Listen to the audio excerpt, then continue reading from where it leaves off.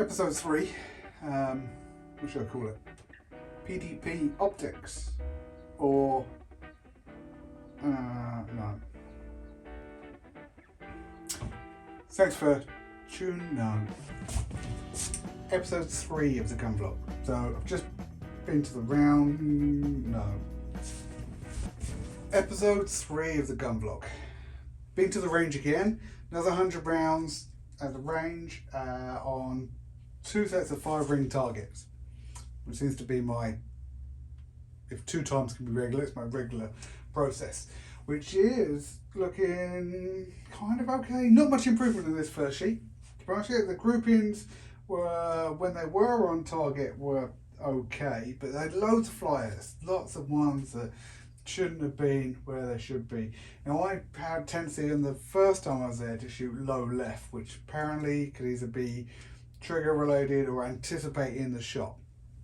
So I went through his first sheet and it just was a bit of a mess. So I knew when I came to the second sheet I had to do something. So voila, as if by magic, and this is where it really started improving. And I made note of what I was going to do and what I did, which was tightening my grip on the gun. I had no idea you had to actually put as much, kind of hold that gun as tight as you do. So really kind of tightened up that grip, and my groupings seemed to form really well after that. It's a little bit overkill, but we're looking like 2.5, 3 inch groupings at this point. I also did bring the sight a little bit closer. The iron sights, open sights on the Walther PDP, not that impressive. I have trouble, I really have trouble with them. They don't seem to have trouble getting on target with it. So that's what I'm going to call this episode, Walther PDP, an idiot installs optics.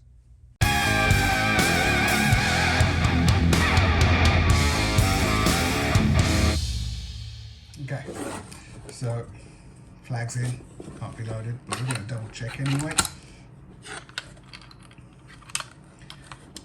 Yeah, all clear, chamber, all clear, flags going back in. We don't need to do anything else with that right now. Okay, so the Walther PDPs come with this pre-cut cover plate where you're going to mount optics. But you also have to, so you can't just pop that off and install your optic. You have to get a plate that goes with it, and you can order that off the website. You get 1 free per gun, I guess. And then you can probably purchase additional ones if you want to change out your sight. So make sure you know which optic you're getting before you order your plate. Each plate seems to support a number of different sights, but I can't tell you why that is or how that is. One other thing I was going to mention while I was here was I have changed out the rear grip on this one for the smaller ones, for my small effeminate paws. I found that I was able to get a much firmer grip with smaller. And it was fairly easy to change out. You just have to knock out the pin at the back, replace, and you're good to go again. But enough of that.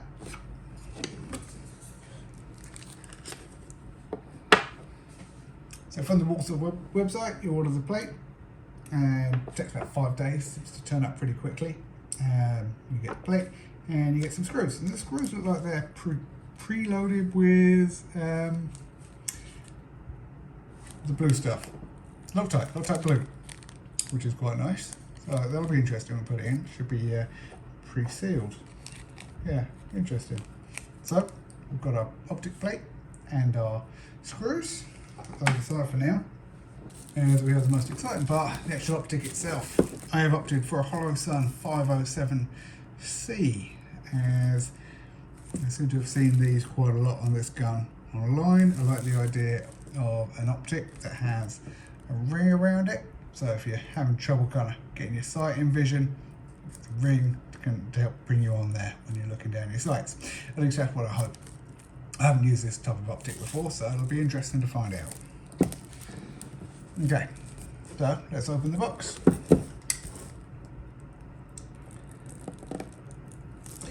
interesting wrapping. It's like a very poor job of vacuum sealing. I actually purchased this one. Okay, so this will be 2 layers. I purchased this one through Amazon because I had some points and some vouchers, and that seemed to come from westernfrontier.net. Is the on the email warning you that they've tracked it via serial number to you, and be careful if you try to forward them with your return service, they'll report you or something. So all well and good. Don't want to actively forward anyone, so it shouldn't affect me.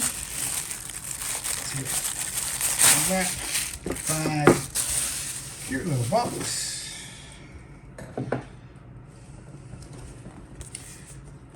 What do we got? Tells you a little bit about it. 3 dot modes, a solar panel, interesting. Battery with side mount battery tray. That makes sense. Means you haven't got to take the whole thing apart to change the battery and run the risk of losing your zero. Memory function and motion sensor. Okay, push buttons, IPX7, waterproof, and parallax free. I'm looking forward to a free parallax, so that should be exciting. And then let's see how we open the box from here. Okay, so push to release.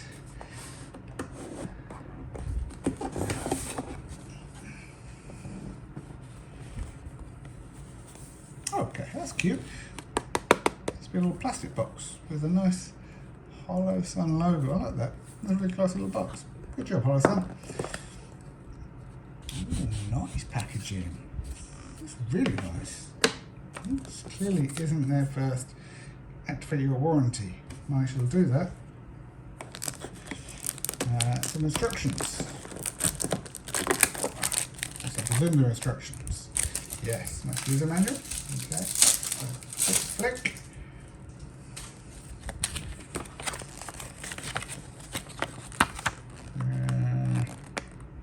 Objective lens, features, instructions on how to set the buttons. All very useful. Good.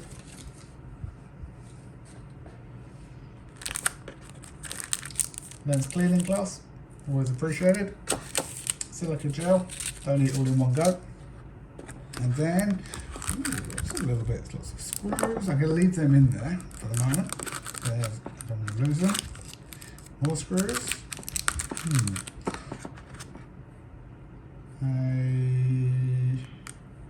What I'm presuming, can you see that? Focus. There we go. There's a little T screwdriver thing. So I'm guessing that's for adjusting the zero. Okay, so good. And well, that is pretty, isn't it? Nice. And the optic itself.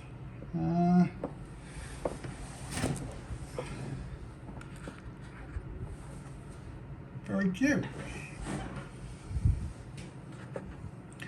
So out of the box. So I don't think we should see anything. Slight red tint when you look off center to the glass, but should be okay. Okay, there's our up and our right, and little section for the battery. Okay, that's cute. Nothing underneath. So there is a screws for an accessible system under there. Not sure what's under there. That's probably to do with the adjusting the zero.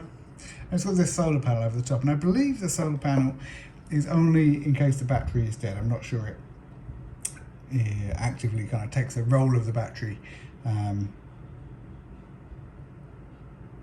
when the battery's got charge. It's also used for adjusting the level of the red dot sight inside. So obviously it's bright sunlight, it'll make the red dot brighter, darker less so you don't need such a bright red dot in a dark environment.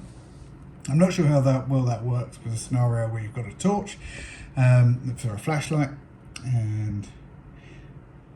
but it's pretty cool. Okay. So the first thing we're going to do, obviously, is remove this plate.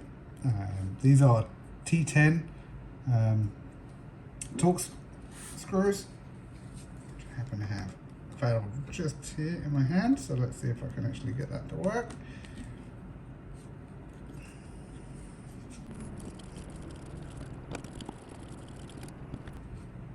Okay, I feel both of those being loose, so I'm going to lift up on the plate. Hopefully the screws come with me. Look at that, it all worked as planned. It is nice. Okay, just put those two screws somewhere safe. Moved. Just going to clean up any oil that's been in there from production.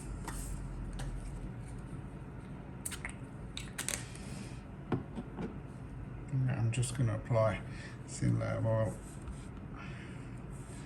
underneath, over, just because hopefully we're not going to look under her again for a while. It's going to be metal on metal, so I don't see any harm in protecting it. Not a lot, just enough to.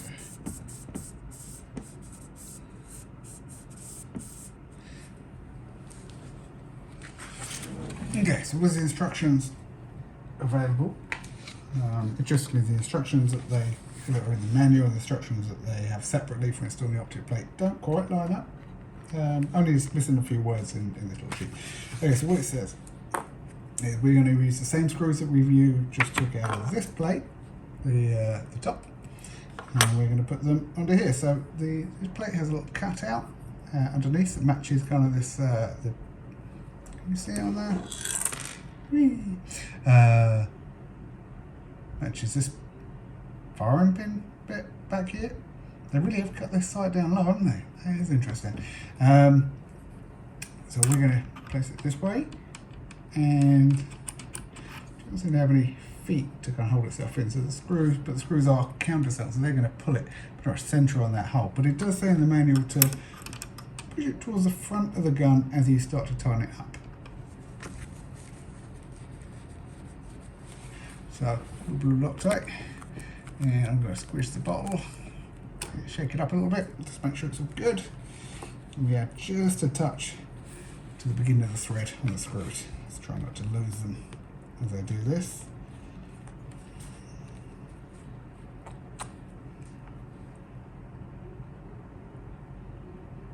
Just a small touch to the thread.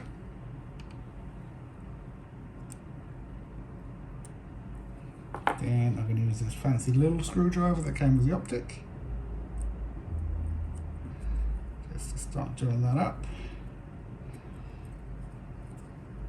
So I've just put that in a few turns while I prep the next screw.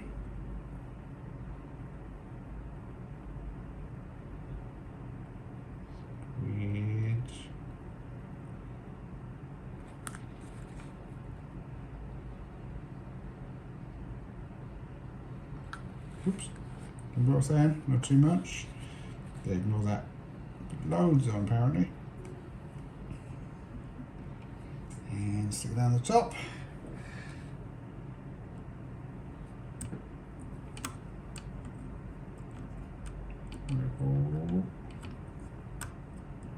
There we go. Okay, now we move. So again, push forward on the plate, so towards the front of the gun. And turn it.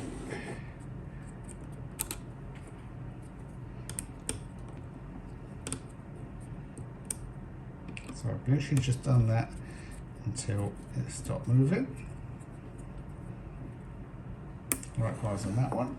And I've also got a torque wrench set to 18 inch-pounds.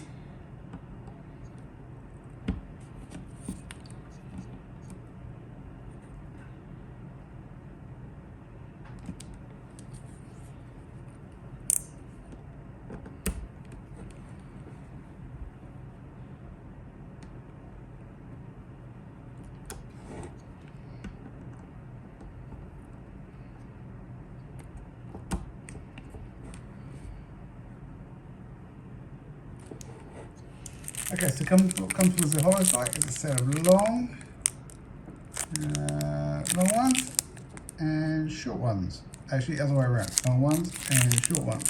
We're going to want the short ones, and these are pre-done with blue Loctite, which is nice, but that saves a bit of hassle. set our little optic on the top. Should fit into his little feet just fine. Similar to the actual optic plate itself. The screws are all countersunk, so it'll pull itself onto centre. As long as you kind of do them up staggered, you shouldn't have any problem with that.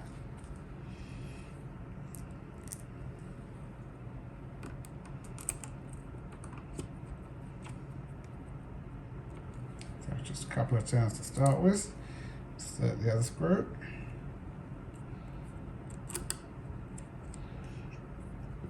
Now, if you're doing this for yourself, read the manual.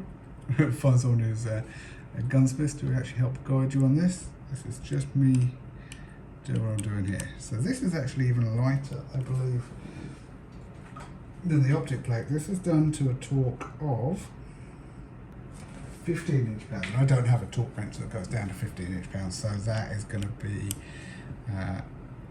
as much as I feel comfortable doing with this little plastic screw.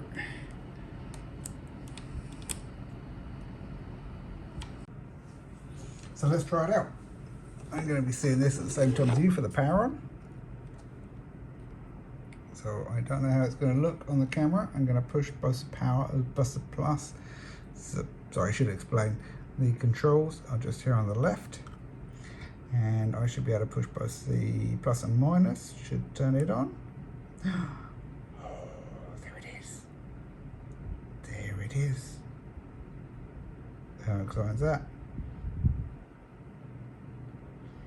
We've lost it. Where'd it go? There it is.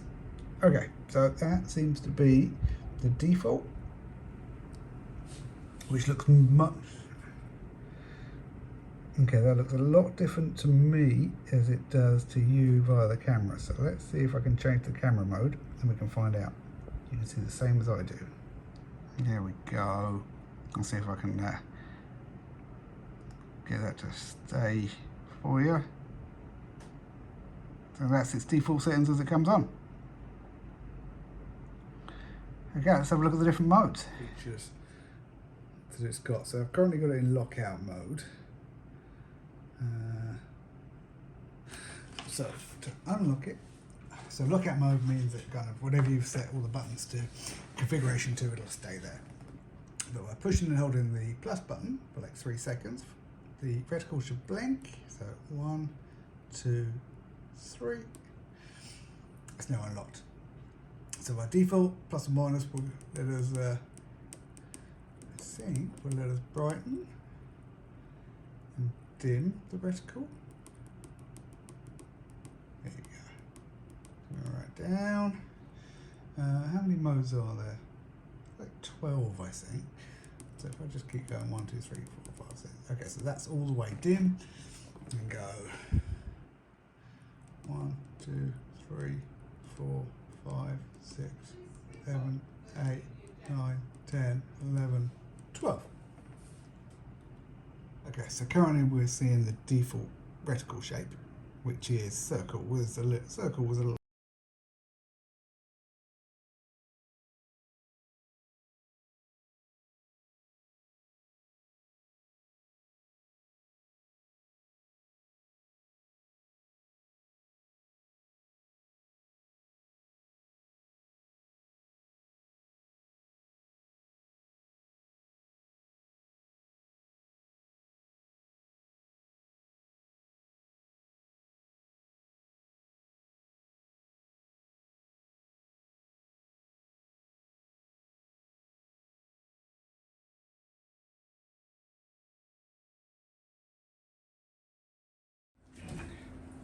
Okay, so it's been a few days now since I've installed the site, but I still haven't been to the range, which is frustrating for everyone, I guess, at this point. But hopefully get there in the next couple of days. What I have done, though, is introduce the changes in the weapon from this edition into my dry fire drills. Let me show you what I mean. So, weapon's empty. This room has no live rounds in it. It's just kind of my practice room. I make sure anything that from the range doesn't end up in here, but I will always make sure it's clear. Got a magazine here with 1 snap cap in. Installed for the sake of exercise. and pull back. So here's the first thing you have to be aware of with the change on the PDP is you've now got this scope. So it's like, well, where can I hold? Where should I hold? So trying to get the practice of I can grab the back over the scope, or I can grab the front. Doesn't seem to be a problem. He likes either one. There's no play in the sight. That should be fine. Next up, the size. Obviously, it doesn't actually make that much of a difference, that being on the top. It's not somewhere you normally handle it apart from when you're pulling it back. So I haven't really noticed any change on there. It is a lot quicker to get yourself on site. So now, bringing it up and bringing it into sight. I watched a great tip from one of the, I can't remember the YouTuber, but he says, look, if you're not seeing it straight away, especially when you're still learning, tighten up your pinky finger grip. And it works. It really works. So you bring it up, and if you just pull it up and you've lost it for whatever reason, just tighten up that lower finger. It seems to pull it into your view. It's weird, but it works. And I presume as you get better, you're able to bring it up into sight a lot quicker. So that was exciting. Seems to be fairly straightforward. What else have I learned with this so far? Oh yeah. So another thing is the sight itself turns itself off after 10 minutes of inactivity. So it has to be sitting really still for 10 minutes. Any movement of still, must reset that timer. This is a default action when you first get it. And I couldn't be sure that from playing around with all the buttons I hadn't changed that mode. So I left it on the side on the little stand, so it stands up almost like this. I left it on the opposite side of the room, and every half an hour or so I'll walk over to go checking it, and it looked like the light was still on of the sight. But the movement sensor is so sensitive that I really had to sneak up on it to determine that it was off, and then just wobbled the table a little bit, and it just turned on. So it's like, okay, so great. The sleep sensor works fine. It's just really sensitive, and let's face it, that's probably what you want above not being sensitive enough. So for my next video, I'm not sure what's going to come first. Either my next trip to the range, which I'm hoping to get over the next couple of days, or my Mantis X2 review, which is also during the next couple of days. The Mantis X2 is a shooting performance system, at least that's what it advertises on the website. And it says that it's able to help you master critical fundamental skills and improve your accuracy.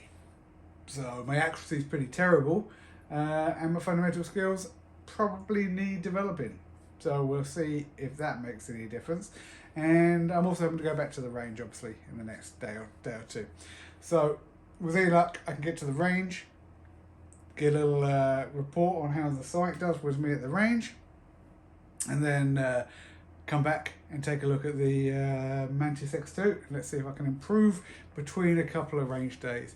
So let's see if there's actually any benefit to these Mantis X2 shooting systems for a novice. I'm sure that skilled, experienced firearms people will get a huge benefit from this sort of thing.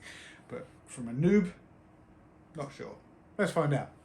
Hope to see you again soon. Don't forget to like and subscribe if you don't mind. And if you come back, see you soon.